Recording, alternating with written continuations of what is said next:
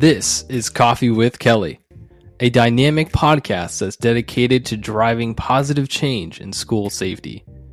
I'm your host, Ethan Woodman, Product Marketing Specialist for Crisis Go, and I'm joined by my esteemed colleague, Kelly Moore, Senior School Safety Specialist for Crisis Go. Our mission is to empower you with essential knowledge, tools, and inspiration required to foster a safer and more secure school environment. We hope this podcast will be the catalyst for transformation in your schools. Join us as we continue to dive into the world of school safety. Alrighty.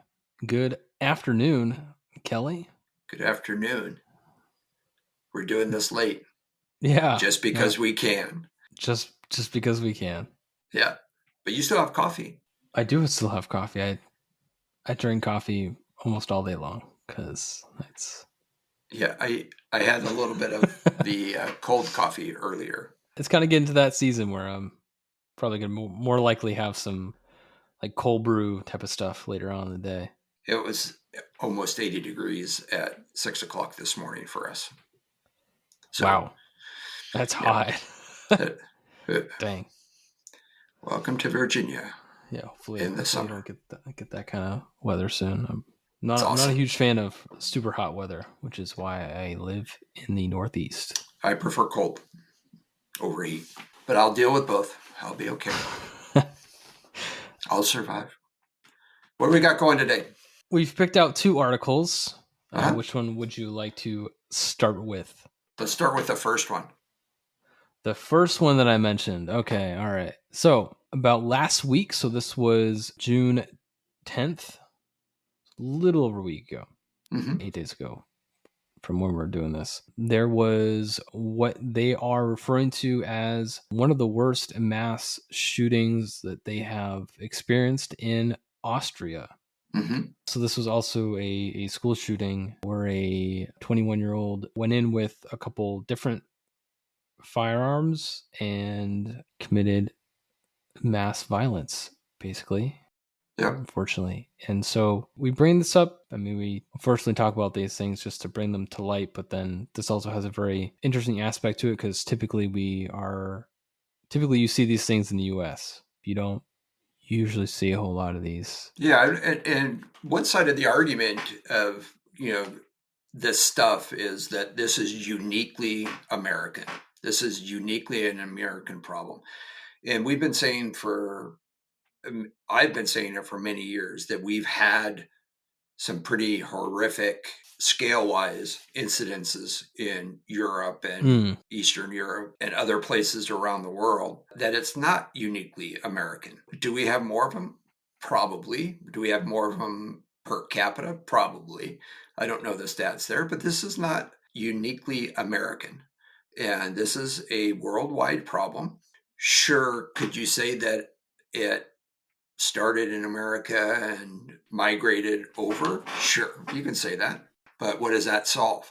It doesn't solve any issues. That doesn't make you less vulnerable. It doesn't make you more prepared. It doesn't help in any way. So from a logical perspective, from a school safety perspective, again, we've been dealing with this for 26 years. We've actually been dealing with this for many years, but most of us look at the timeline starting in 1999. If you are in charge of schools and you are responsible for the safety and security of your schools, there is essentially no excuse. You need to take steps. You need to start working on safety. You need to start working on identifying your risks. And frankly, this should never have been the impetus. Active shooter situations, active violence, active threats, mass violence, mass shootings, whatever you want to call them, never should have been the impetus behind protecting your kids. There are so many other things that are likely to happen before an active violence situation that we should be taking steps for identifying all of those risks. We should be working through that. So yeah, so like in this situation, this article that I'm looking at says that so he was engaged in some, online video game platforms where his profile picture was portrayed the two shooters in the Columbine. mm-hmm. So definitely seemed to idolize them in some sense. And then there's also some indication here that, what you would call is leakage, where he posts a couple different things on social media, selfies and things like that of him wearing some what some would call tactical gear. Then he actually posted a picture of the two firearms he used. Does it say what type of firearms were used? There was a pistol and a shotgun. Shotgun.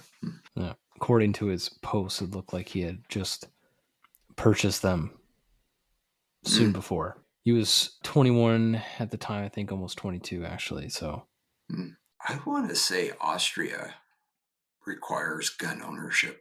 Oh, you mean it's like one of those places where it actually requires you to have a firearm if you own a house? They don't have like a Austrian army. I could be wrong on that, or that might have been old news, but I think Austria or Switzerland maybe require every household to have a firearm. A little bit different than the United than the States. US, huh? Mm-hmm. Yep.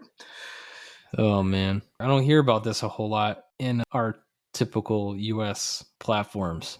If something like this happened in the US, I'd be seeing it all over the place. Yeah. But I don't. We are such a political society. It's very difficult to take the politics, and I'm not politics or politics, I get it. But it's very difficult for us to separate the two, which is one of the problems why we're not making any advancements, is the politics and the lack of interest in actually putting effort into solving the problem is the problem. Right? We talked about panic buttons. We talked about, how those panic buttons are being peddled in the United States. And again, I'm going to be perfectly clear. There is a place for panic buttons. But if you're buying panic buttons thinking that they're going to make you safer, that's not the case. Yeah. It's that type of mindset is all I need to do is press a button and somebody's going to come save me is part of the problem.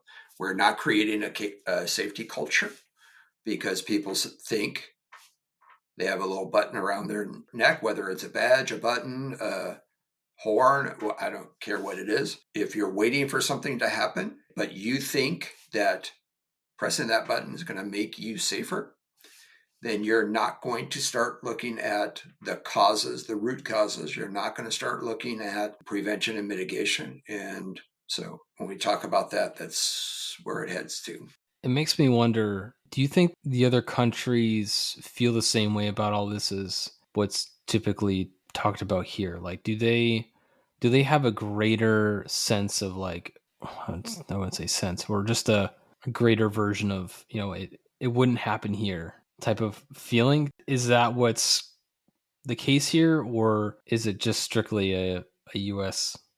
Oh, no. nuance? There is a overwhelming sense, at least from the information that I have stacked up in my brain, which is faulty to begin with because I'm old and can't remember things. But there's always been reference, and this is why I've been talking about it for years.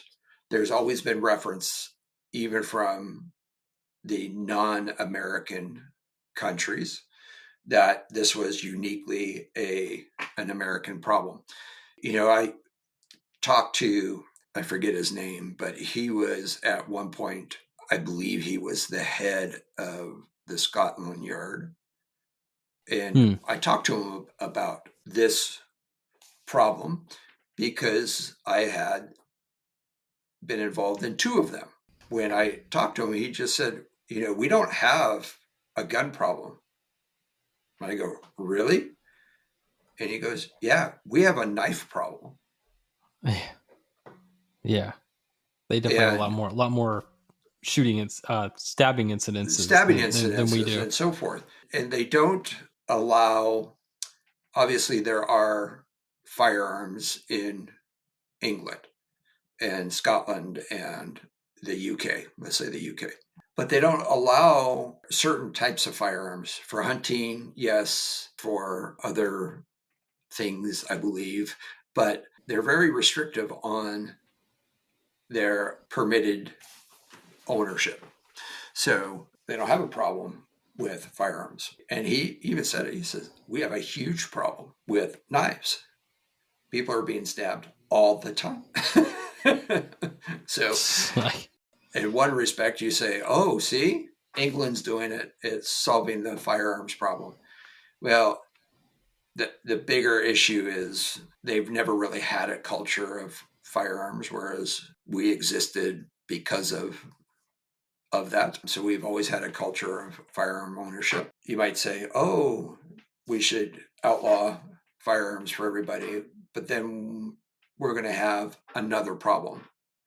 You're never going to get rid of the problem by removing all of the weapons. I mean, even in ancient times before there were firearms, there was violence. Bow and arrows, spears. I mean, even many of the martial arts weapons are adaptations of farming implements. Ingenuity is going to allow or cause, depending on your perspective, people to be armed in some way. So we really should start addressing something else. The fact of the matter is it's not a uniquely American problem. And we really should be looking at it. Your original question is, does Europe think that it is? I think so. I think they've always thought this. It's just not the case. It's not uniquely. I can point to several incidences that have occurred where there. Yeah, I mean, there was one that we discussed here, I don't know, maybe a couple months ago, that was in a different country, and it was, I think, a little bit of an older guy that went in, and it was the one where he went in. It wasn't a high school, but it was like a college type place that he went into and did a very similar thing. And that was like this year. Yeah, I don't remember the case. This doesn't surprise me. But there are, like you said, there are or were indicators that were missed. Now, if your profile picture is of the two Columbine shooters, Europe might not be thinking that way. They might not be even able to recognize that that's who those two were in the profile picture. But still, there's indicators. If they're putting that out there, there's other indicators. I'm just curious as to what the motivator was. Yeah, I saw some things that might. And I'm sure we'll start hearing about it. It's only a week old, so we'll start hearing circumstances. We'll start hearing a little bit more about motivation, more about. I know there were some writings, so we'll know more about that as we move down the path. But yeah, I mean, it's tragic. More ways than one. It's tragic that it occurred. And I feel for those families and the community that was impacted. But it's also tragic that we have to be talking about this. And it's especially tragic to me that people aren't taking the steps. This has been going on for 26 years plus, and we haven't learned anything. This is, in some cases, for me, it's very frustrating. Yeah, I'm sure especially from your position, your perspective, it's even more frustrating. This next article won't help that frustration by any means. Probably not. No, but you told me I could bring it up, so we're going to talk about it. So let's do it. Yeah. I feel like, these type of things are not going to get solved if we don't talk about them. So the next article, this is pretty heavy, is titled "Fifth Grader Dies by Suicide After Being Bullied by Teacher." A fifth grader. A fifth grader. So I've seen some that say he was 10. Some articles say he was 11. So 10 or 11 years old. being bullied by an adult who's supposed to be, now I'm not going to make any assumptions here, but being bullied by an adult that is meant to motivate, meant to educate, meant to mold in a way that is best for the individual and society. Right? And we talked about the prevalence of bullying, and we've talked about the definition and how that's applied or not applied, and how do we define, we call that defining the undefinable, right? Let me ask you a question, because I want your perspective. When we talk about bullying, maybe you're not the right person to ask, but well, because we've talked about it so much. I have a pretty unique perspective, Kelly. It's but not very common. We've talked about it a lot. Sure. And I was going to ask you, when a school talks about bullying in their schools, who do you think they're mostly talking about? I mean, they're talking about students bullying other students, I would think, is probably the primary audience there. Right. But we've talked about, from my perspective, one of the biggest bullies in a school environment are the teachers. And people, I know that's going to cause heartaches, and people are going to be a little upset with Kelly for saying that. But that being said, how many stories have you heard about some of the successful people in whatever field they are that have stated the reason for their success was because somebody, a coach, a teacher, a parent, somebody that should have been a trusted adult in their relationship growing up in their environment, said, "You're not going to amount to anything. You're stupid. You don't know anything. You're not applying yourself. You're not going to earn any money. You're not going." It's like you're trying to remember what that professor told me. Right? So I'm going to tell you one of the biggest issues that I have, and I think I'm going to consider it a form of bullying. What is the goal of most public school educators? I know that's a broad, but ultimately, what do they want out of their students? I think they want to see some type of positive growth, whether academically or no. I thought that was a pretty good answer. That's a good answer, but has almost nothing to do with their ultimate goal. Like, why are they there? Like, how do they define success for their students? Is that a better question? I mean, I guess some of them would say, hey, they graduated whatever middle school, high school with this percentage of students graduated with A's or something like that. It's an academic. Probably one of the most likely measures for success in public education is whether or not, and you almost had it, is whether or not a student or a good percentage of the students go on to college, a 4-year college, not just a college, but a 4-year institution. Okay. You know, and we're hearing a lot about that. We've talked about this kind of a little bit before, and now it's being talked about pretty extensively, in that the value of education is not what it used to be. I've had this conversation with a couple of superintendents, specifically with the one that I worked for, but I've had them with others since.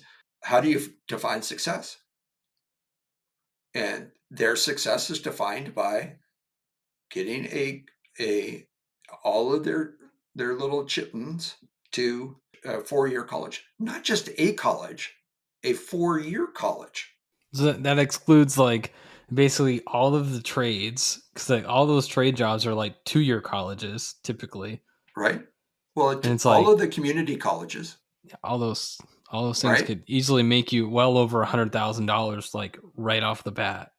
Yeah, there was a little story on my Instagram where a kid just graduated out of high school. He's currently 17 years old, and he went to the vocational program that they had, and he was taught welding. He graduated high school with an offer for $70,000 a year as a welder at 17 years old. That's craziness. Right? That's crazy. That's right? Awesome, though. I almost did that. Yeah. But there are some benefits to going to specific brand name colleges. There's an advantage to that. But even that is being devalued a little bit because the names just don't mean what they used to mean, because I think they've oversaturated the academic market. And from my perspective, it used to be that if you walked into a position with a degree of any kind, you would have a differentiator. You would have something that the other candidates likely didn't have. But now you walk into a job interview and almost everybody has some sort of degree. So that's not the differentiator anymore. And I will say that when you're talking about success, there's a significant part of our population that try to go to school, but not for academics, but as the catapult for a professional athletic career or whatever that means, right? Yeah, because I mean, typically a lot of your major sports teams are looking at kids that are playing sports at a collegiate level. That's right. Right. Yeah. So that's the gap between high school and the professional level. But we're also seeing now that there is so much money in the NIL that people are going solely for athletics, and they're not even trying for academics. It's become a whole different animal than it was before. But I remember, and we've talked about this a little bit before as well, my son was a very good water polo player. However, he wasn't really highly recruited. And when he wasn't recruited like he thought he should be, or we thought he should be, he decided that a 2-year education, he would start going to college to play water polo at a community college first. First of all, the vast majority of the community colleges in the United States are very good. Yeah. Academically, they're very good. They're a lot cheaper per unit than the 4 years. Yeah, it's like almost half where I was. Right. And sometimes in many communities, those first 2 years are free.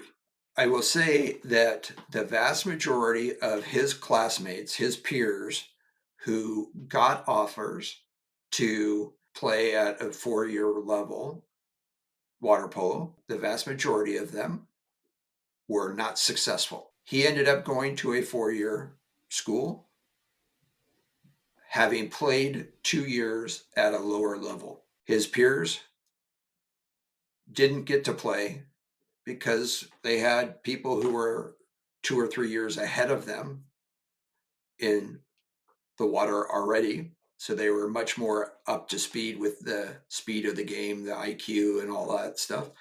So they didn't get to play and they dropped out. They changed schools. They did whatever, but they weren't successful. And my son ended up being fairly successful at his position. It just goes to show you that, and my son will admit it, and he went to college to play water polo. He didn't go to college to be academically successful, although he had to have some success. But it was looked down upon him.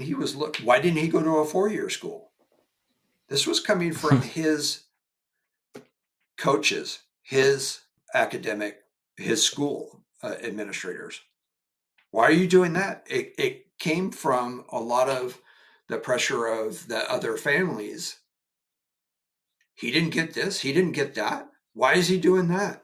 And so that takes a toll on those kids. My point here is that there's a lot of things that are being said, a lot of pressures that are being put on kids in this sort of quasi, essentially name calling or looking down on somebody for lack of success, either academically or athletically, to try to motivate them. And you say, well, of course you're not going to know the answer to this because you're stupid or you're this or you're that.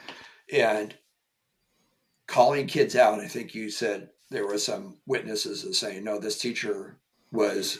From what I'm reading, looks like they'd actually heard of this and then actually brought it to the school board before their son had committed suicide, and then the school board didn't do anything. Yeah. And it was after they didn't do anything that he did that. Yeah. So and now they're facing a lawsuit. Really? That's a shocker.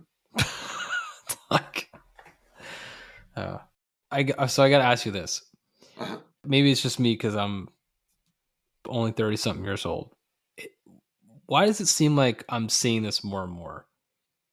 Like, was this a thing back when you were 30 something years? Like this, I mean, I could bring up a lot more articles that are just, I don't know, they're a little much to bring up, but they involve a different type of abuse from teachers, and like one's kind of local to me, and it involved a teacher who basically got engaged in trafficking. Yeah. I'm like, why am I seeing this more and more? It's always been there. Okay. Right? It's just, we didn't have, it wasn't reported. It wasn't as much access to figuring out, I guess. I don't. Well, I remember back in the day where teachers were bullying kids when I was in school, calling them out. I'm dyslexic.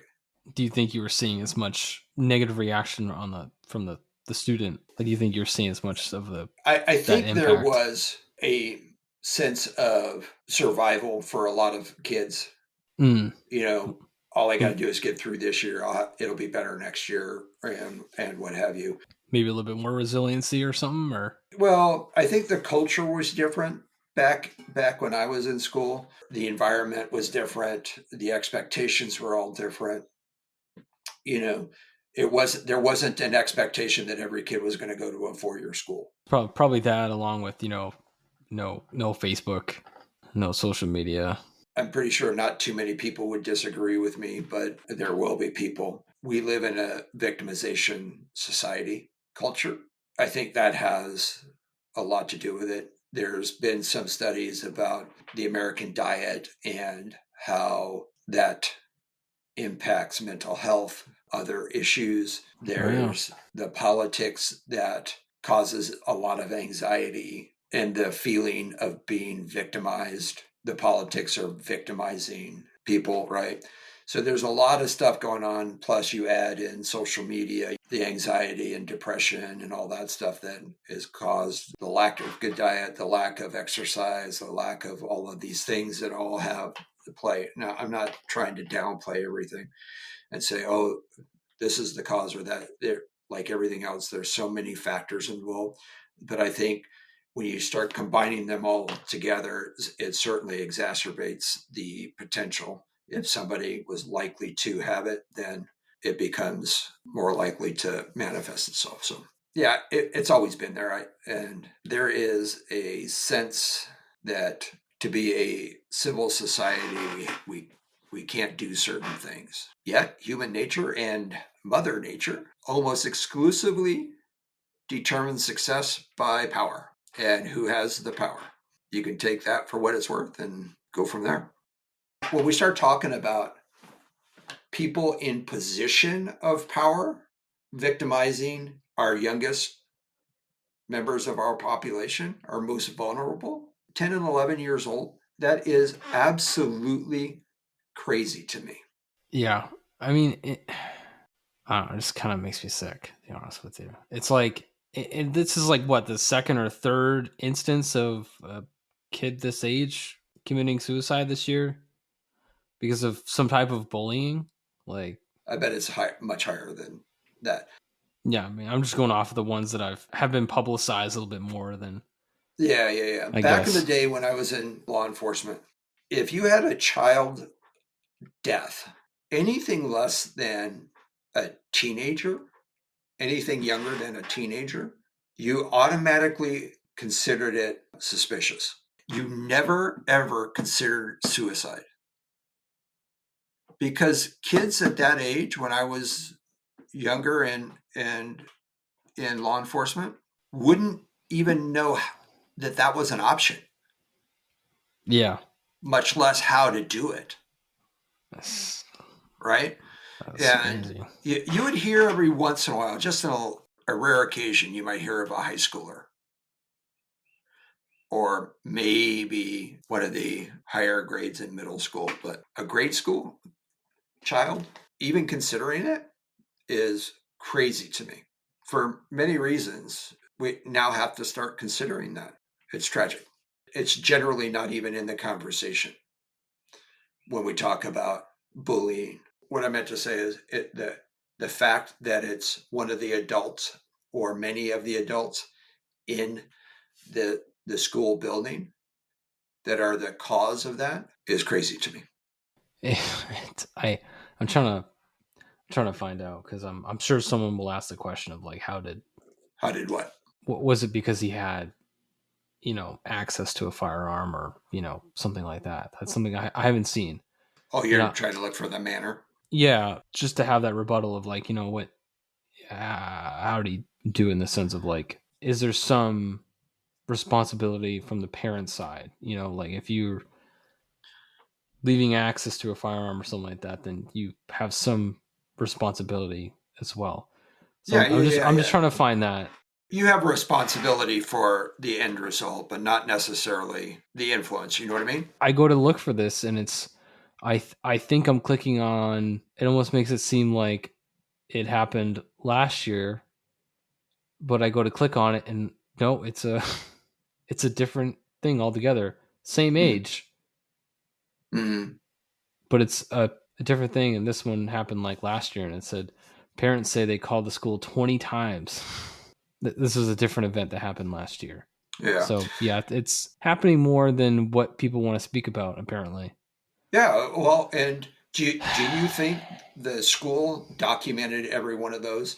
I'm going to say no. So if you went to the police department in the state of California, and this hasn't always been the case, but if somebody walked in and complained about an officer, you had to document it and it had to be investigated by a supervisor or depending on the severity of the accusation of the complaint.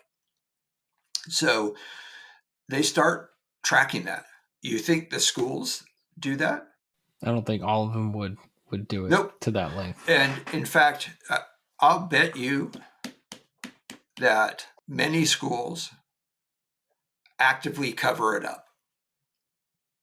And the reason I say that is because Well, yeah, who would want to go to a school that's having that happen? What's that? I mean, who would want to enroll their kid in a school that's right. experiencing So that issue? in a lot of areas, there are evaluations done on how good a school is academic. There's a whole bunch of criteria. How well a school performs. If there are subject to a bunch of parental complaints or academic failures or what have you, then people don't want to go to that school. I will tell you that in many cases, if you have a high performing school, people would rather go to a poor neighborhood than a more affluent neighborhood if the performance is better at the other school. But if the performance is worse, then they're not going to move their child. The incident that I had, higher education, university level, all of the victims, the fatal victims, belonged to the university. The suspect belonged to a community college. The university disassociated themselves from the incident almost immediately. We couldn't do press conferences. We couldn't associate anything with the school. This was strictly a sheriff's department issue. They refused to let us use any of their facilities. They wanted no association with this, even though all of the fatalities belonged to their school. Did it happen on their campus? No, it happened in the town. Here's the border, one street over. Okay. It happened there. It literally, there's a bike path and a wall that separate the two. Less than a normal city block. It's a very short distance between the road that this all started on. It went throughout the small community. But just the fact they went above and beyond to completely separate themselves. Yeah. Because they did not want to be associated with that. We know about the Virginia Tech shooting. Nobody knows what university this occurred at or was associated with. It was labeled the town next to the university. The community college that the suspect went to said, yes, he was enrolled, but we have no record of him ever attending class. We asked if they took roll. No, we don't take roll. Then how would you know? How would you know? It's like he could have been in class and you would know. He could have been faithfully going to class and been. That seems odd. As far as they could tell, something's not there right was there. no. We couldn't tell that he's ever actually been to a class. That's like the I cannot confirm or deny. Yep. Kind of statement. That's kind of what it feels like to me. Yep. We acknowledge that he was enrolled, but we can't say that he ever actually showed up in class. So I don't know that like not being helpful in that situation is going to help solve the problem. It's not going to help solve any problems. Like, why would you not want to be a part of the solution? Why would you not want to give as much information as you could, knowing that it's just going to help others in the future? Because that's not what their goals are. Don't know. Integrity is not in their vocabulary, I guess. So, when we start talking about bullying, there's all sorts of actions that a lot of us take on. Have I ever bullied anyone? Probably. I was a big guy. You think you've bullied someone, but like not known that you've bullied them? Sure. Kind of scary to think about. But I mean, being a teacher in a classroom and outwardly calling a kid out, telling the rest of the class that you've been failing and saying, "Hey, you're stupid," and all that, that's pretty obvious. I think that's pretty right, but pretty clear cut. But that identifies part of the problem, right?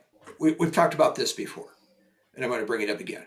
If you believe that your school has 0 incidences of bullying, you are not looking for it. You're just not paying actively attention. Not looking for it. Yeah. And if you think that it's only perpetrated, or whatever the right word is for that, by students, you're not looking for it. Bullying and all of its impacts have been in the front of mind for the past several years. If you're sitting back and saying, we're not seeing it, we're not doing it, and we don't know what to look for, we don't know how to intervene, we don't know how to do this, what are you doing in that job? There are people that are being actively bullied. If we look at ourselves and try to do better for ourselves first, then we have a better opportunity to start identifying and intervening, because we know what we're doing. And again, what is your definition of bullying? And how do you define bullying? And then reflect on that definition in your actions.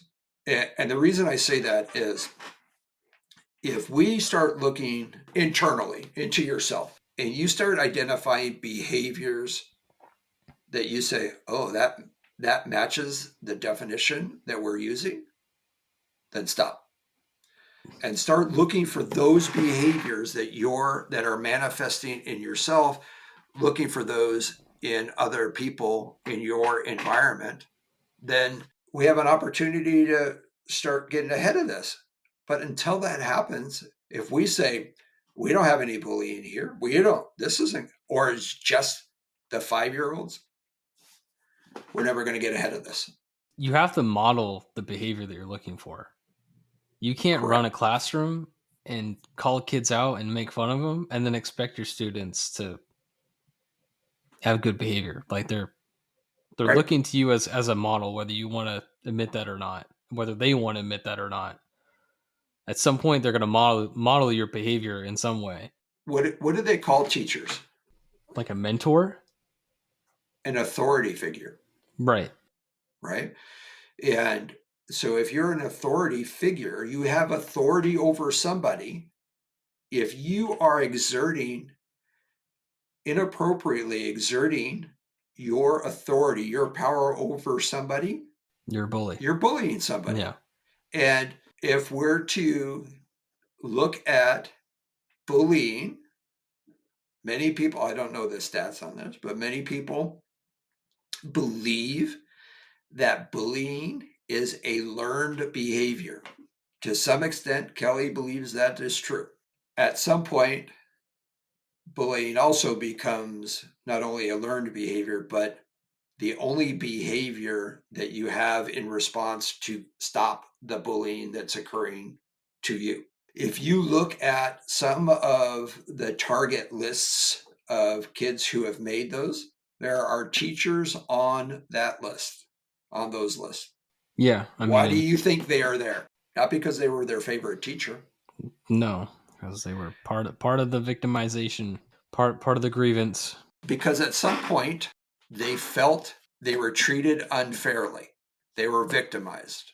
They were somehow part of that grievance, that victimization.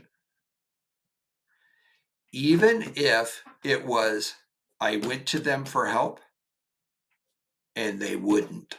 Is that part of bullying? No, I don't think so. Maybe, I don't know. But it certainly contributes to it by not intervening, not doing your job to stop it from occurring. If your job is to stop that child from being victimized and you don't, is there such a thing as called bullying by proxy? I don't know. Maybe. It's gotta be. Maybe we just invented it. We should trademark it. I love it. I love the inside joke. Another day. Well, this was a heavy news article portion of our podcast, but yeah, it shows that we have a long way to go, and oftentimes we have to look at ourselves to find the solution because we might be part of the problem. You've heard it before. If you can't find a solution to your problem, it's just not out there. It's probably because you're the problem. So let's get a handle on this. Let's move this forward. If you enjoyed today's episode, please like, subscribe, and hit that notification bell. And if you have any questions about what we discussed, leave a comment on our website at crisisgo.com. Thank you for joining us today, and we'll see you next time on Coffee with Kelly, a discussion on school safety.